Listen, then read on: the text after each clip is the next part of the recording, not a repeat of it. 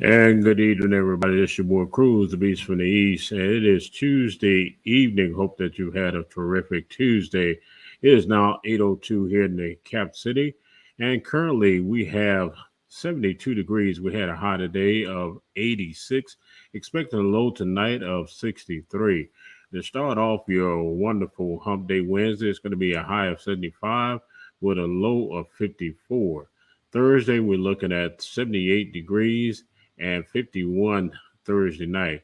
And to kick off your weekend, we're looking at 77 degrees is going to be the high, and 54 is going to be your low. So it's going to be a great weekend. And just in case you want to know what Saturday's looking like, it's going to be 81 degrees with a low of 62. And it's going to be perfect skies, sunny all day long. So Sunday, 79 degrees, 68. So it's going to be a wonderful weekend, football weekend. I don't know who you are rooting for, but whatever your favorite team is, again, except when they play the Cowboys, I hope they win. So anyway, I know that's going to make a lot of you Redskin fans kind of upset, but that's all right. This is my show tonight. Want to thank again the G Law Firm, our sponsors for tonight's broadcast.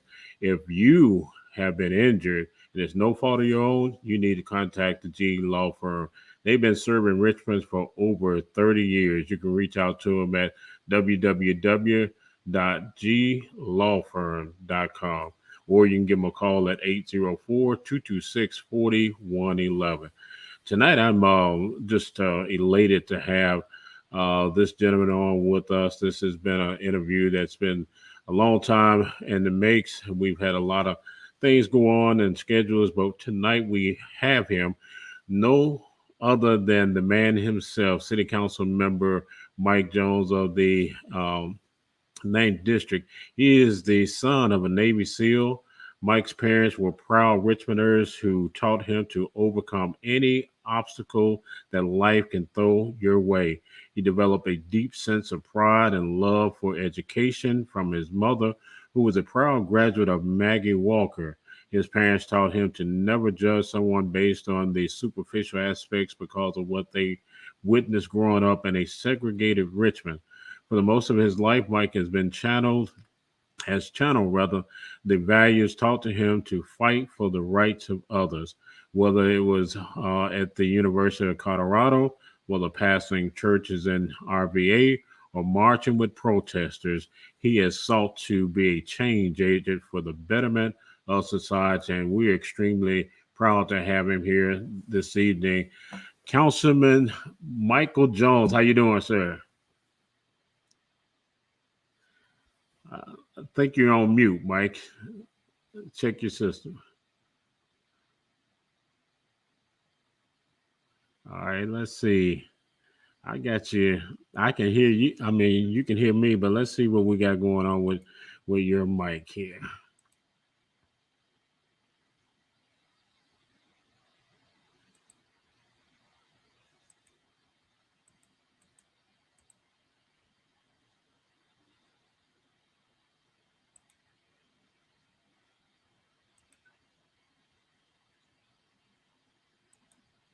All right, let's try that again.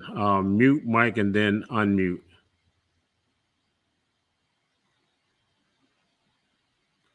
All right, we're gonna get this. Let me keep trying here because I tell you, when we are sweating bullets to get you on here tonight, we're not gonna let you go that quick. Hold on, just a moment.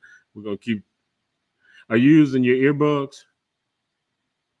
You have your earbuds in. All right. Uh, turn off your earbuds for just a minute. You know everything is so finicky now.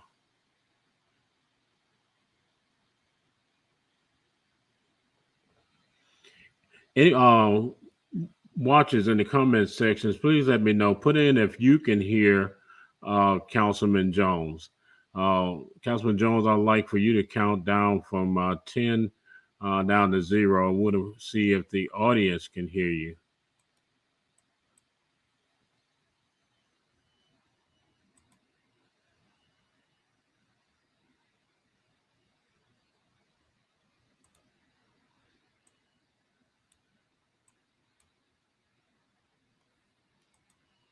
All right, I need someone in our audience to comment right now if you can hear Councilman Jones.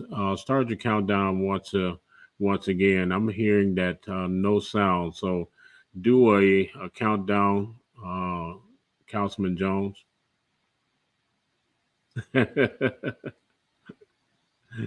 He got a great sense of humor. That's for sure. That's you got to have one with this job. Uh, I'm trying to help you on your end. We're reading you. It says that you're connected to us, and that on our end, we got a green light. So we got to find out what can I troubleshoot to get you on board with us. Now, what did you do a moment ago? We were talking to each other, so I know that you got to be connected. Same thing. All right. All right, ladies and gentlemen, I'm gonna go to a commercial break, and I'll be right back.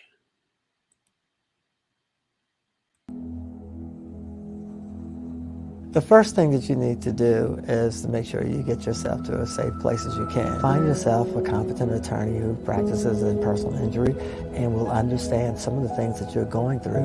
And as I tell people, for 33 years I've been doing this. I've had my own accident. So I would like to be one of those individuals that they would interview so I can at least try to find out how I can best help them myself.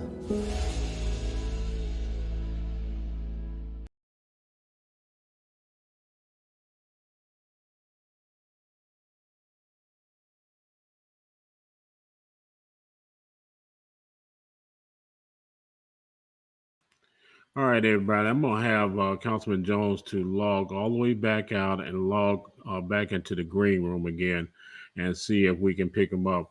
Again, some things we have no control of, so just sit tight with us. We're gonna get him back on here.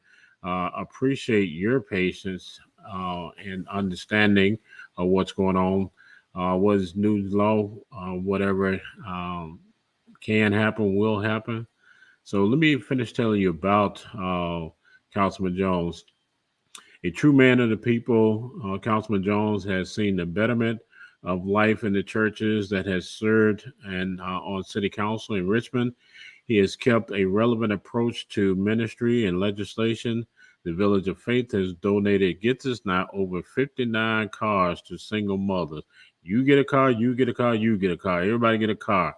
So, and over 2,000 bikes at Promised Children, and their feeding program has fed thousands on city council. He has partnered with a local business to provide over 2,000 turkeys and a $500,000 pledges to Miles Jones Elementary and countless other programs to help local families. So as you can see, our councilman for the 9th district has been extremely busy. So, all right, let's see if we got volume now. Do we have volume, sir? I can hear you. Can you hear me? We got Houston. We have resolved the problem. All right. All right. All right. All right. Thank you for being patient, first of all, and again, it's good to have you on tonight. Awesome. It's great to be on, Cruz. It's great to be on. So I want to start you, Mike. You're in the hot seat tonight. So now, seriously, for you and coming into being a pastor and then getting into the city council, let's go back and talk about the Village of Faith. That's a phenomenal feat. 59 cars and over 2,000 turkeys and just bikes, the whole 9 yards. Is that something coming up that has been a part of you where instilling you were giving, as we know, giving is better than receiving? Is that have been the foundation for that? Well, I mean, I grew up Roman Catholic, to be honest. My mom is Baptist, my dad was Roman Catholic. And so growing up in a Roman Catholic church, they're very parish oriented in that whoever lives around that parish, around that church, they have a personal commitment to care for them. And so I just saw all the things that were taking place in my youth coming up, that once I started off in the ministry, I said, you know what, I want to adopt a parish model of ministry, that whoever lives around us, we want to take care of them. And so, and then you adopt the village mentality, or the village model, the concept. If you think about a village is self-sustaining. Everything you need to live, to survive, you can find it in the village. And so hence the Village of Faith. And that kind of informed what we did. And it's not that churches don't do, there's a lot of churches, especially, here in this city, that do a great work. We just don't do a good enough job publicizing the things that we do. And so, the village, we kind of, led the way in marketing and things of that nature. And we just try to get the word out about who we are and where we are. And then we just, just help folk, Cars for Christ. My mother, my story is like a lot of people, man. My mom didn't always have a car. Mm-hmm. She always had to borrow a car every now and again. And so rely on, dad or a boyfriend to get her a car, make sure the car is there. And I said, when I got older, man, I want to do as an adult what I wanted to do as a teenager. And so that's where Cars for Christ really came from. And so we've just been giving away cars. We started with all the women who were members of the Village of Faith, that if there's a woman in our church that doesn't have a car, oh man, we're going to make sure you have a car. Right. And so we started there until all of our moms had cars, and we just believe in God for that. And then after that, we just started, all right, you nominate a friend that doesn't have a car. She's got to have a job, because we don't want a blessing to turn into a burden. They have to have a job. They got to have kids, of course. And, so we started nominating women who were outside of our Village of Faith membership, if you will. And then, so Black, white, Muslim, atheist, Catholic, we didn't care. If you came in, you were nominated, and we had cars to give, you were getting a car. Again, that's phenomenal. Now, how in the world you grew up here in Richmond? Because we're going to talk about growing up in a segregated Richmond here, but how in the world you end up at University of Colorado? I know everybody. My family's from Richmond, Virginia, right? I can count on one hand the number of Joneses and Mays that are outside of either Richmond or Virginia proper. But my father, because he was a Navy SEAL, I was born in Portsmouth, Naval Hospital there, and I was raised in San Diego. So, I didn't want to go into the military. My dad had enough juice as a Navy SEAL that I didn't want to go to Annapolis, the Naval Academy. So I said, the best way I can control, and then I knew my mom didn't have the money to send me. So I knew the best way I could control my fate was, man, hey, I'm pretty good at this football thing. So let me just keep knocking folk out and knocking folk down and get my school paid for. And so that's what I did. That's how I ended up at the University of Colorado. And how was that for you, Mike, and your collegiate years there? Oh man, I figured, it's kind of like that old song, New York, New York. If I can make it there, I can make it anywhere. Right. I knew that Colorado, Boulder, Colorado, was a microcosm of the United States of America. And so you had a student population at CU of 25,000, and less than 1% was African American. And so you're talking about 325 Black folk on campus. So I figured if I could make it there, I can make it anywhere. And so, we did some activists. I was very vocal, especially, that time when I was in school. We were dealing with, South African apartheid and, companies, organizations, institutions divesting from South Africa. So I was very active and outspoken in that. I joined a Black Greek letter organization, fraternity, Kappa Alpha Psi, because I wanted to stay connected to culture. I joined a Black Baptist church because, I wanted to be able to eat grits. Because again, we had to drive 40 minutes to Denver to get 40 minutes to an hour just to get a haircut. And so, I learned a lot on how to make it.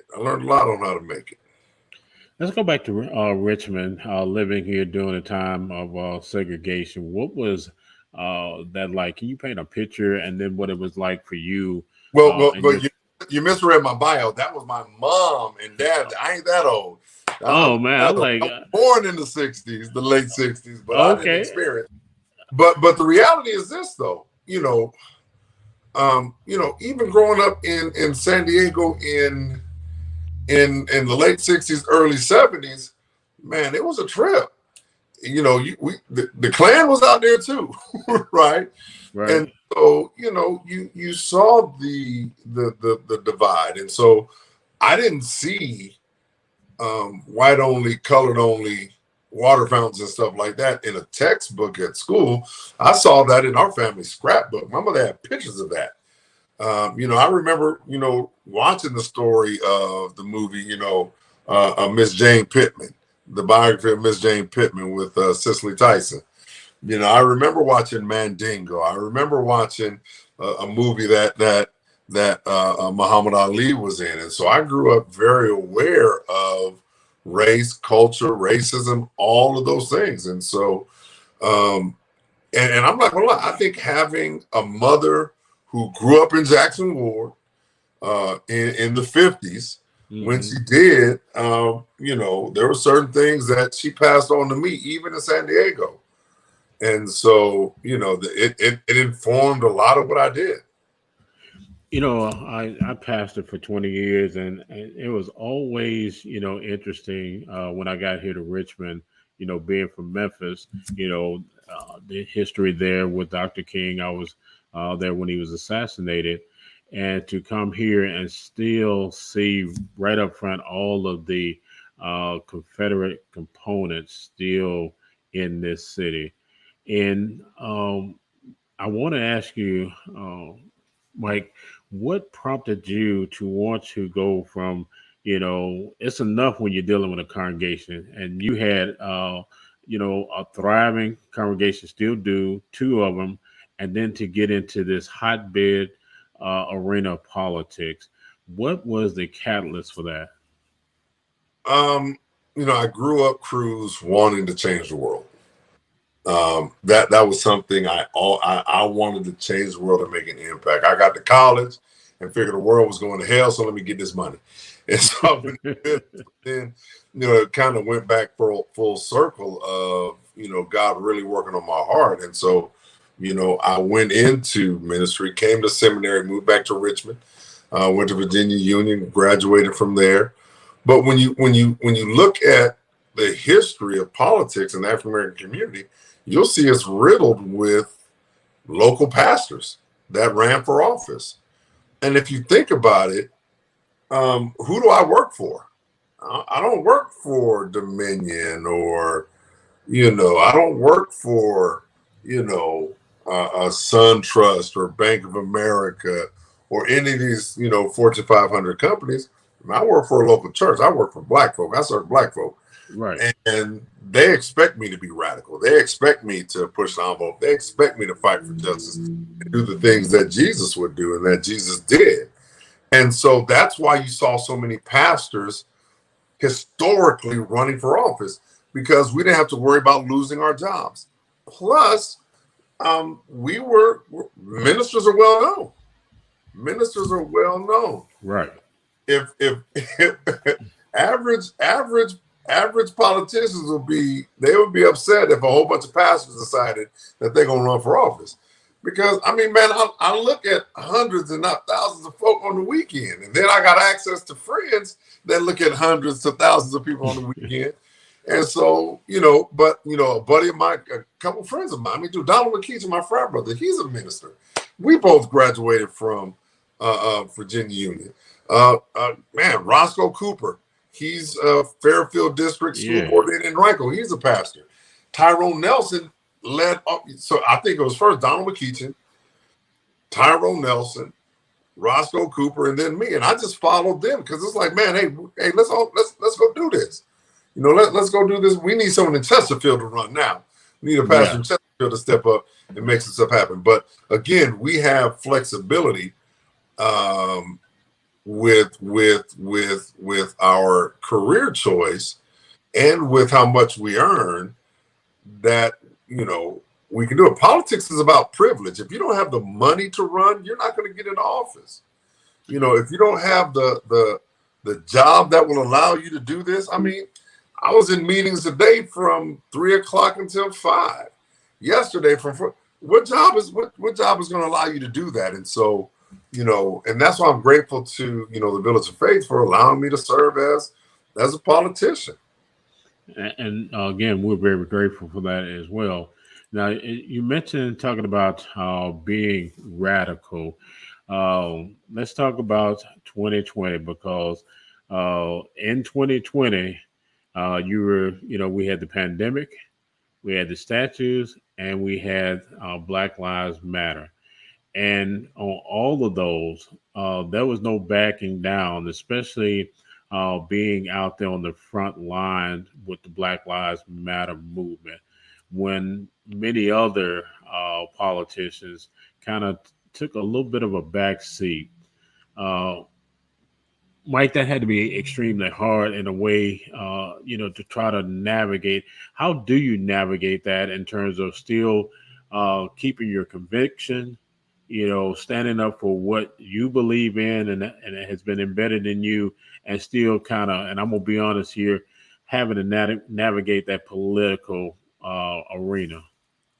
I think as long as you're you and you're your authentic self, there's no maneuvering. It's like a lion don't change just because it's walking through the through the jungle or through the landscape. The lion's gonna be a lion. Elephant's gonna be an elephant, and you might want to get out the way. No, and so I'm not gonna stop being Michael Jones. I'm gonna be Mike Jones. Right. And if people can't handle me being who I am, that's not my fault. It's theirs. They got to deal with it. And so, radical, that's the term that we use. But I think to be Black in America and want to breathe, it calls for a radical approach. But fish don't, we think fish are doing something because they breathe underwater. It's just living. Right.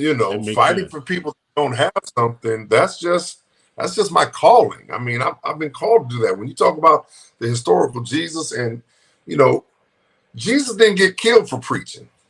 They didn't kill Jesus for preaching. They killed Jesus because he was changing the natural order of things, both in the church and in the community. And so, it wasn't some blonde-haired, blue-eyed cat that was sitting there saying, "Oh, ain't it all right?" No, dude, Jesus was someone who brought change into the lives of those that he sought to minister to. And so he just he was self-aware, and he walked into self-awareness. And so I know who I am, and I'm just going to walk in it. And Mike, like I said, most of us have been given that kind of plantation type of spirituality, where we just think that Jesus was that dormant, laid back, loving dude. When he went to the temple, the Holy Spirit allowed us to see you can be fiery, you can, get upset, you can, like I said, fight for the people. And there have been times that, you've had that demeanor where you had to be fiery, you had to, fight for the people real hard. Have you gotten a lot of backlash for that when people say, "Oh, you're the preacher, you can't do that"? No, not really. I mean, I believe because I'm true to who I am, people expect it. They know what I'm gonna speak up on because I stay in my wheelhouse. Any and all things Black and brown, I'm gonna have something to say. Criminal justice reform, I have something to say. Equity and diversity, I'm gonna have something to say. And when I talk, it's not gonna be about something I read in a book. It's going to be something that I've experienced and something that I've lived out. So it's more authentic. I mean, who you want to teach you how to fly? An eagle or a chicken? Hello. Get 8. But that eagle will teach you how to soar. And so, I'm gonna, I don't fake to be anything that I'm not. I'm gonna be who I am and hire for my weaknesses. That's it. Now, another hotbed topic and 2020 was, defunding the police, and you took a stand on that. Where do you stand today? And do you think people kind of misconstrued that you had something against the police because you said defunding the police? And was that a lot of the fact that people didn't know what defunding really meant? Yeah, and that's a problem, and sometimes our ignorance and fear won't allow us to read a dictionary. I'm a sociologist by trade, so I fully understand the difference, the sociological difference between defund, abolish, defund just simply means, look, I want to look at your budget and see how you're spending your money. Are you spending it in a responsible manner? And if you're not, let's move those funds to where it can make a greater impact. And people lost their collective mind. They just did. I mean, I got black police officers mad at me. I mean, them dudes is mad. I'm like, bruh, I've married police officers. I've baptized police officers. I'm down with police officers. But I'm also, man, I know we done got roughed up by police every now and again. Right. And so I had a good friend of mine. I mean, one of my boys in Mississippi, we call each other, we family. I mean, he's a police officer. But the one thing that he won't do is just simply abuse somebody for abuse sake. And that's not his deal. And so, no, when anyone oversteps their bounds of authority, they need to be checked. And so, I mean, this one brother, I saw him this weekend at JJ Miner's grabbing queue. And it was like, I went up and spoke to him. He's like, man, you still owe me. Act like he didn't want to talk to me. Like, why are you talking to me? I'm like, bro, because you're a black man and I'm a black man. It's like, come on, man. It's like you upset. It's almost like back in the day when we was growing up, Cruz, we could fight on one day, go have lunch the next day. Exactly. Your street can play my street in basketball. We get upset, whatever else, hard fouls. All right, man, I'll see you tomorrow. This generation right now, they just wear their emotions on their sleeves. And it's like, brother, I'm doing my job to ensure that everyone is safe. And so if you butt hurt over me saying, hey, look, you know what? I know how they inflated this budget and I want to take a look at it. That doesn't mean I'm anti anything. That just means I'm doing my freaking job as someone who's supposed to oversee the budget. And so, people use fear and ignorance and sound bites to get at people. Oh, well, defund was horrible branding and things of that nature. I don't care what you call it. Let me look at, show me yours, show me mine, show me yours. I don't care if you call it big bank, take little bank. I don't care. We should spend Richmonders' tax-paying dollars, their tax dollars. We should do it wisely. And I don't think we are in that area. We overspend in police. We do.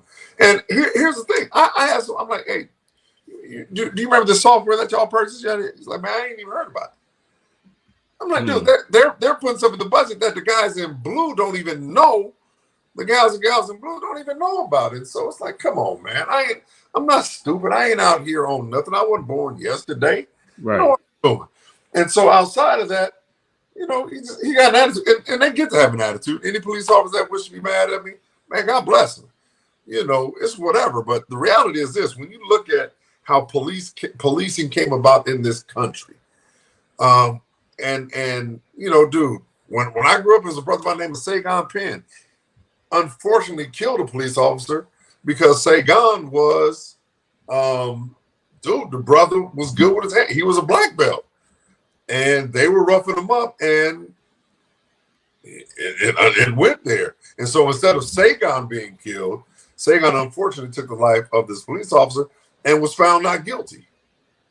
But again, you have Rodney King, you have all these other things. You have Marcus David Peter right here. I remember I asked my partner about that, and he was like, Mike, this and dude, he's in the conservative South, right? Right.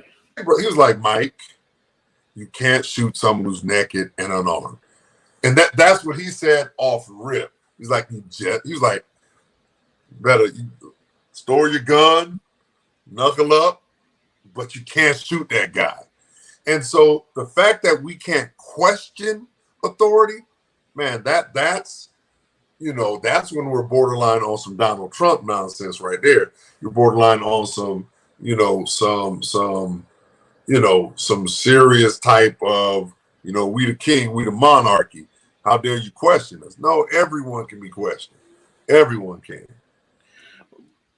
I think it's been maybe, correct me if I'm wrong, about 6 or 7 years, maybe longer than that, that we went to the at-large mayor, and I've Right. heard some members have issues with at-large mayor. What do you think, Mike? Is we see most large metropolitan cities with this in place. Is it a hindrance to our government, or is it a benefit to the government to have an at-large mayor election? Well, I mean, basically, the only thing that works is work. If you want it to work, it'll work. The reality is this: I don't believe the constituents have shifted their mindset to the form of government that we're in, right? Because people will still call me to get a pothole. That's not my responsibility. That's Right. the mayor's responsibility. City council is responsible for writing legislation, which is laws, and approving the budget. We take calls for and basic constituent care. People should be calling 311. People should be engaging through that process to get the mayor and the administration to work and do what they need to do. But we haven't fully shifted to that, and people on council haven't done it either. We won't necessarily do, hey, call me, and I'll do it. And that's fine, you can, but it circumvents the process. And so I believe either form of government can work. If we are willing to be collaborative, if we're willing to lead from the front, lead from the middle, and lead from behind. And honestly, there's some folk that just don't want it to work to the extent that, they don't want it to work, period. Or they want to see white folk in leadership. I mean, that was the whole thing about the annexation. They annexed Chesterfield, the part of Southside that we live in. Right. They did that because they were trying to get more white folk to vote. And so then when it didn't work, that's why they left. And they were like, just black folk moving to the South Side. Oh, forget it. And they just left the South Side to, to fend for itself, as we do today. But, it's interesting that you have Democratic leaders fighting other Democratic leaders. We have a Democratic mayor. And we have majority of the people on council are Democrats, but They don't act like it. Personally, we should be supporting this man to help, because and I'm a team guy. I don't care who's in that seat. Football, man, I don't care who's running the rock, just don't fumble.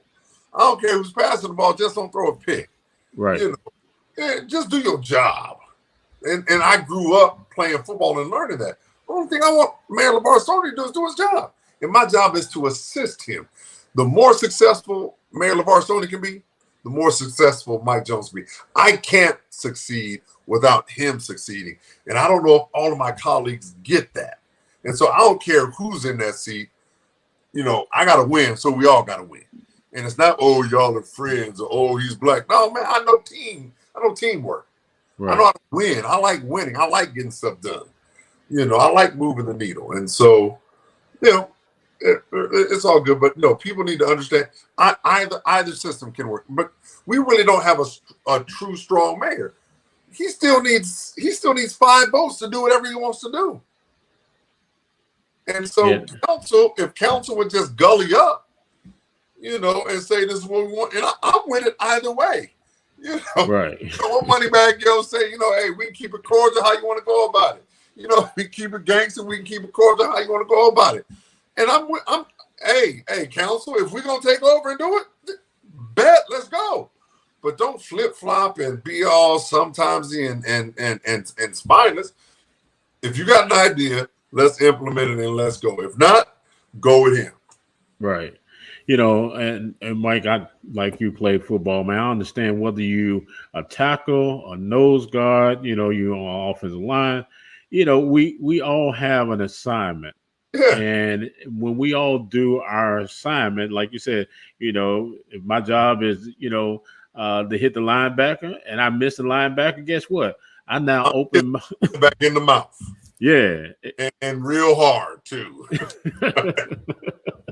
Exactly. So, you know, one of the things that continues to dumbfound me, and I got to be honest here because we have real conversation. This is real men conversation here. Is that the fact that I see so much pettiness in the city, you know, about little small things. And I'm leading up to this segue here because I want to get into some updates that you have for your district and make sure we get those things. But one casino and result. Mhm. You know, we're what about 30 days from you know, the final count on that, and there's been so many arguments about this even after they were put on the ballot. Mike, give us your, you know, your stance, and I've heard you talk about, you know, come to the meetings and everything, but let the people that are watching tonight know how the beneficial this could be or how detrimental this could be in your opinion. Here's the thing, Cruz. If I came to your block, if I came to your house and said, "Hey, on your land, on your land, you got another 20 acres back there on your land. I want to buy 10 of those acres, and I'm gonna spend $50 million of my money to build something on it. Anything I make, I'm gonna pay you a portion. Anything I do, and so you're gonna get positive revenue. I'm not gonna disturb your family, your life, because you're gonna be on your acreage. You're gonna Right, take that deal every day, each and every day, twice on Sunday, right? right, And so the reason why we ain't putting up any money. The $500 million investment, it's all their money, none from the city, and I like that. It is not going to cost us a dime. I'm making money day one. right. Day one. That's why it's a great deal. It's business. It's a straight up business deal. That's it. And so, you know, you got folk that want to have their cake and eat it too. Gambling addiction. Well, what about liquor? I remember this thing called prohibition. Right. White folk breaking down having breweries and all this stuff. They got more breweries than you can shake a stick at in Scott's Addition. But, oh, we're worried about gambling addiction. What about alcoholism? You're right. You know, and so you got, oh, we can't gamble in it, man. But you know, but you got a liquor store on every corner in a black Right. neighborhood. Y'all don't care about that, do you? You know, and so Hello. for me, it's like they can just miss me with that two-faced nonsense, you know, and what they want with. I mean, dude, it's far enough away. Just let it come in. If it fails, it ain't cost me a dime, and I get $25 million as soon as the referendum passes. I get 25 mil. I'm a pastor. I mean, you know, gambling ain't a sin. You know, will everyone in there get addicted? No.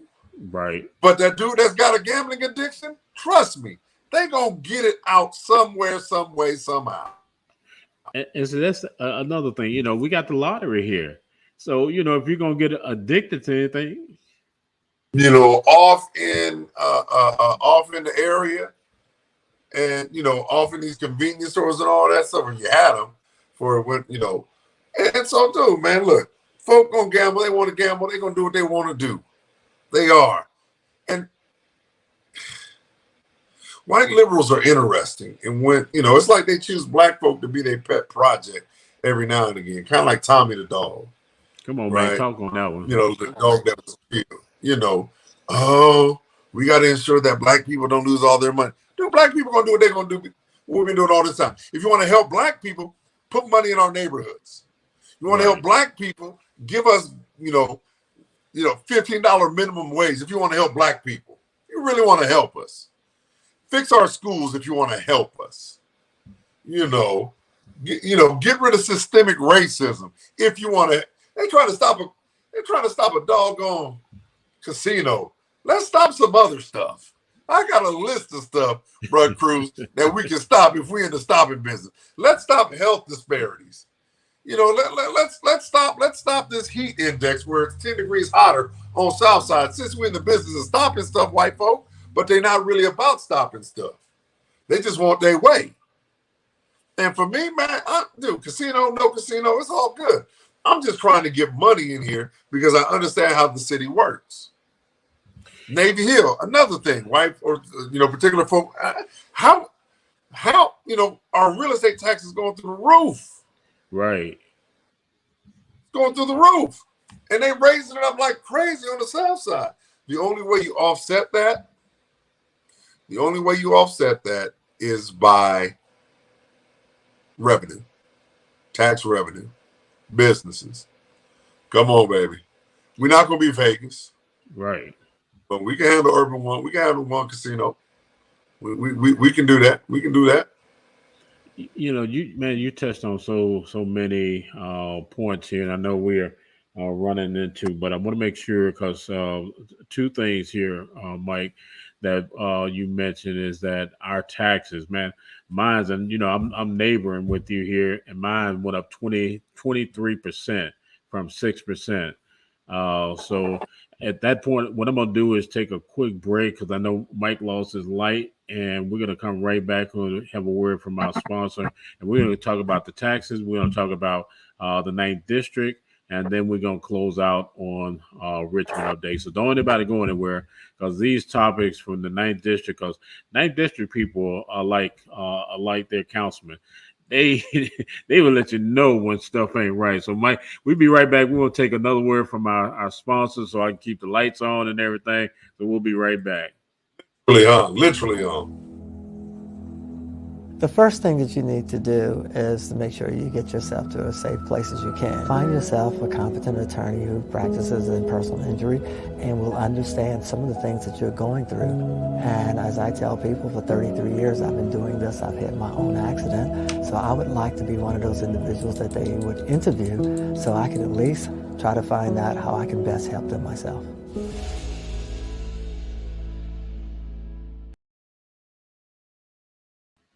All right, everybody, I'd like to thank the G Law Firm for sponsoring Cruz Inc. Radio 102.8. If you need an attorney, you've been injured, it's no fault of your own, you need to call the G Law Firm because they're about integrity, and they care about you. Give them a call at 804-226-4111, or if you need additional information or consultation, then go to the G Law Firm website, which is www.glawfirm.com. Everybody, we gotta, if you missed this, I want you to know that you can always go out to Facebook. It's going to be on the Richmond VA Things to Do page. It's out there live, and it will also be archived out there. We're on our YouTube page, which is Cruz Inc. Radio TV on YouTube. It'll be out there. It's on our website. You can go to our Cruz Inc. Radio page. It's there as well. And whoever's calling me right now, I'm on the air, so you should be watching me and not calling me. They messing with me tonight, Mike.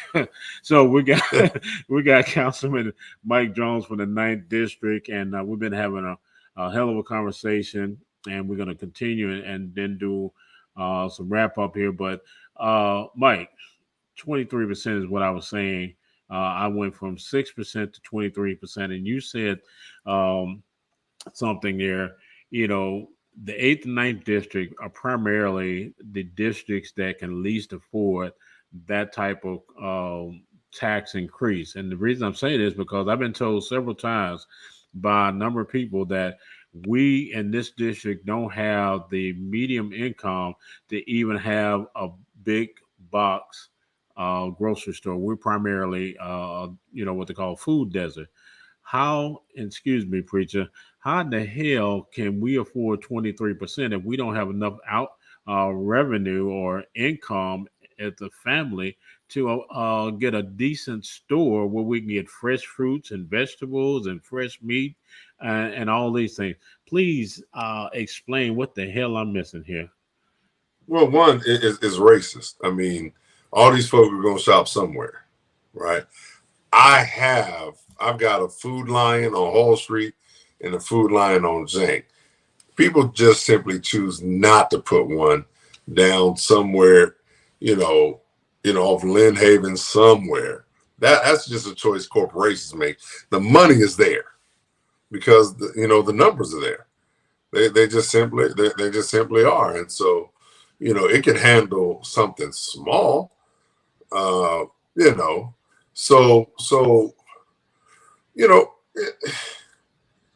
that's why our problems are socioeconomic. You want to stop gun violence, man. People got to make money. You want to stop, crazy involvement in dope game. People got to make money. They have to have an opportunity. They got to get education, have access to these things, and again, white supremacy doesn't call for that, doesn't allow that. They need a working class. They need poor people because poor people are good business. Mm-hmm. They go to jail and fill up our jails. They use these services that we need to keep people employed. And so poverty is big business. It's big business. They profit off the poor every single day. So they can't own, so they're going to rent. And they will keep paying me this rent. They don't pay their rent. Put them out, put their stuff out on the corner.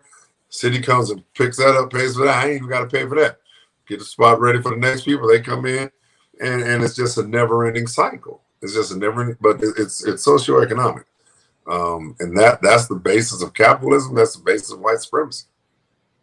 It's crazy, man. And again, we need educating, and I'm so glad to have you on tonight because you're bringing some things to the forefront that either we know or we don't care. It's when I'm gonna go like Ice Cube on that one. Is that either they don't know or they don't care. So what's going on? Yeah. Exactly. So I want to talk about your district and some of the things that you have going on in your district, some of the things that you're advocating for, at this time. Well, we've had big victories already. We've got 2 new schools built, Cardinal Elementary and the new River City Middle. That's huge. That's huge. We're getting more lane miles paved in the 9th District than ever before. We're seeing record investment. We're spending more money in the 9th District now than we've had in decades, and that's huge. We're going to get our community center. It's going to be a leading edge community center in this area, and it's going to be funky fresh. It's going to be top notch, and so I'm excited about that. The other thing, the basic things we're trying to do, simple stuff: walk safely, right? Bike and walk our streets in the 9th District safely. That's my initiative now. The number one issue is flooding, and we got to work on that. That's $330 million to mitigate flooding in South Richmond. So that's going to take years. Right? That's going to take federal help. That's going to take state help because I can't raise your real estate tax high enough for that, one. But it's basic things. How can we keep people safe when they just walk to school, walk to work, walk to the bus stop, walk to the store, walk for health? We can't do that on the South Side right now. And so that's my biggest pet peeve. I have to drive somewhere to ride my bike safely. And so, we're getting increased green space on the South Side in the 9th District. We've got some pretty cool stormwater projects that are coming up this year and next year.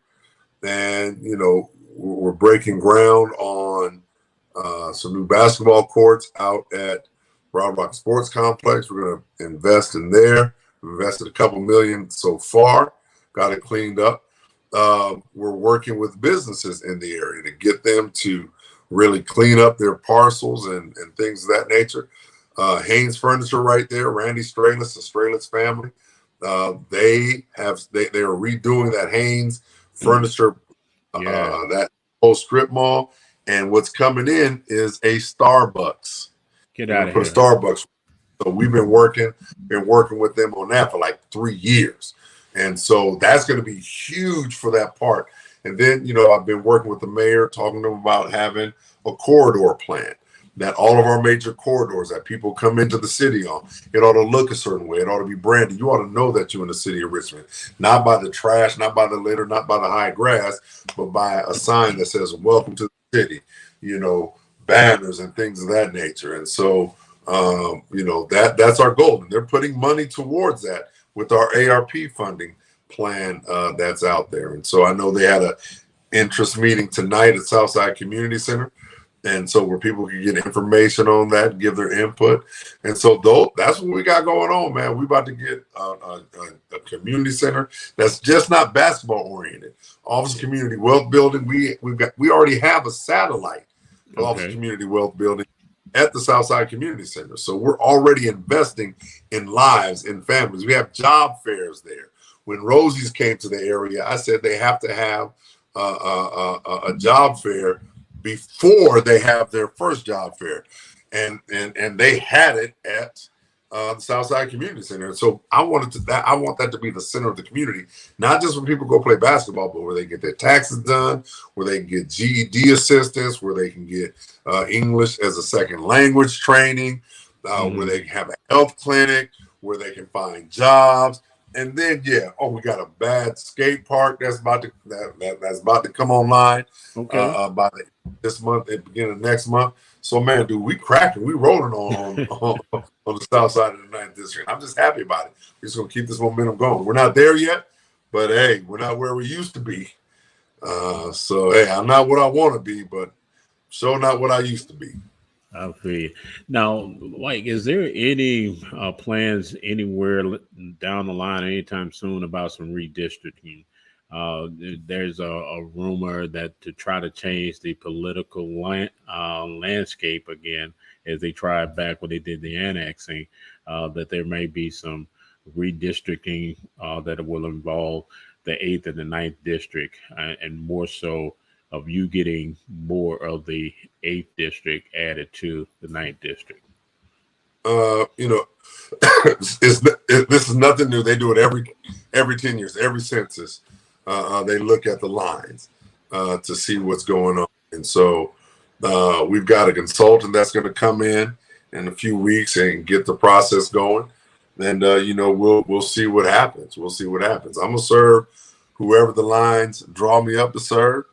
And I mean, dude, kind of like T.I., I'm trying to be king of the South. And so I just want folk on the South side to experience a different type of life than they do currently. Appreciate it.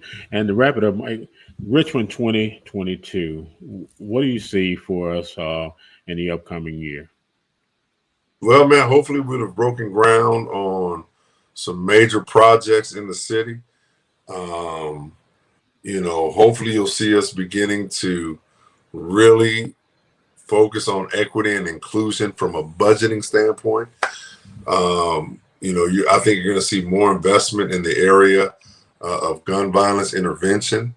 I know I've got a program that I'm rolling out with Brother Augusta Height here in a few weeks. And so, we're going to continue to keep doing the work that we're doing. A tree grows down before it grows up.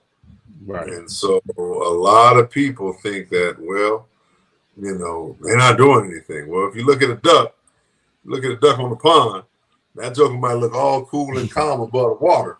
But you look underneath that water, boy, that joker's feet. Yeah. And that's what we're doing right now. We're just chopping that water. We're just chopping that wood to get the work done so we can be about the work. I want to hear my folks. There's so many people I haven't seen in a long time because of the pandemic. Let me say this: get vaccinated. Jokers, smoking Black and Miles, drinking Henny. You don't even know what's in that stuff. But now you're all critical about what's in the vaccine. Your child goes to school, they must show an immunization record. Your child goes to high school, immunization record, college, immunization record. So this is nothing new to us.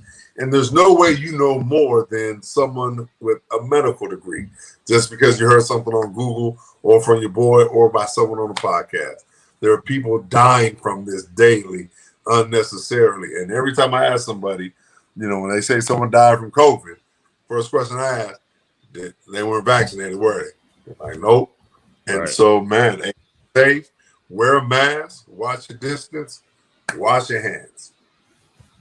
Mike, we got an important election coming up here. It's already early election. I want to say to you, because you were part of fighting for to get some other locations open, and certainly appreciate that because, again, for the people on across the river here, it really benefits us to have those open. Talk about, again, the importance of being involved in the process and going out and vote. Because a lot of people saying, "Oh, they're gonna do what they want to do anyway."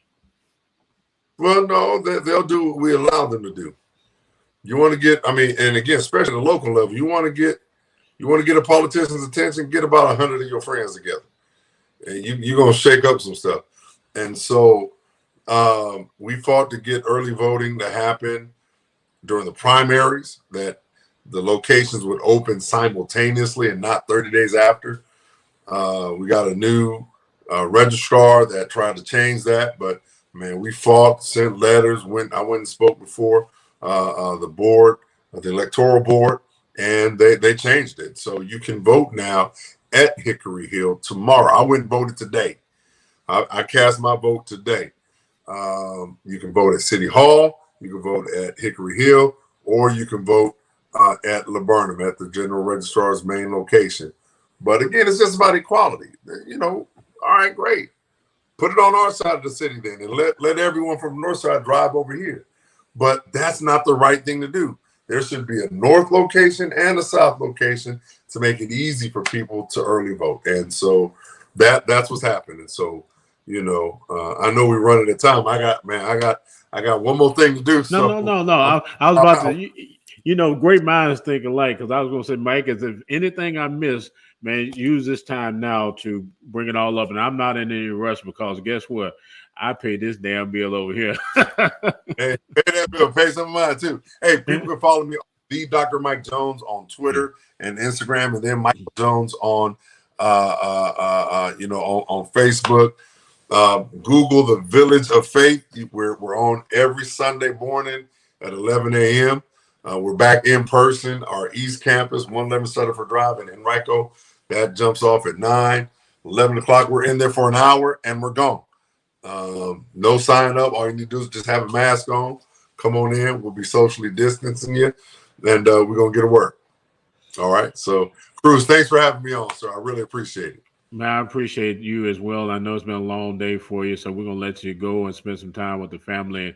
And again, thanks for being so accessible to us, Cruz Inc. Media, and also to your constituents. We really appreciate that. Appreciate you, man. Much love. All right. All right, everybody.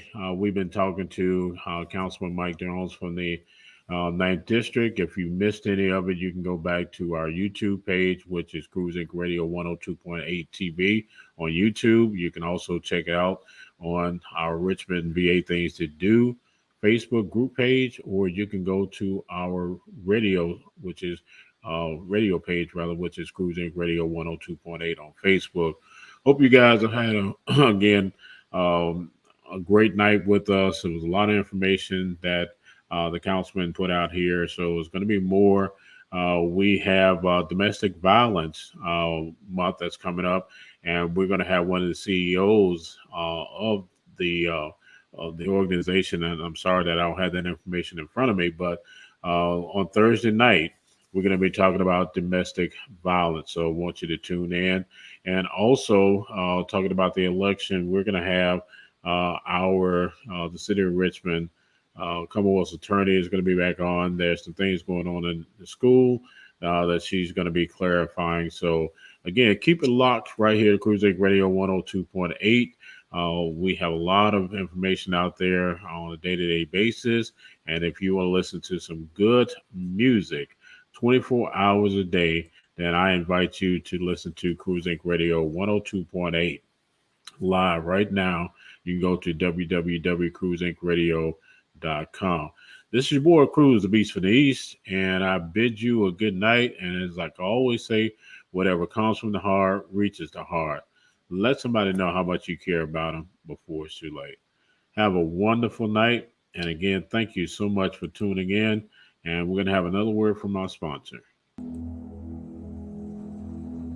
The first thing that you need to do is to make sure you get yourself to as safe place as you can. Find yourself a competent attorney who practices in personal injury and will understand some of the things that you're going through.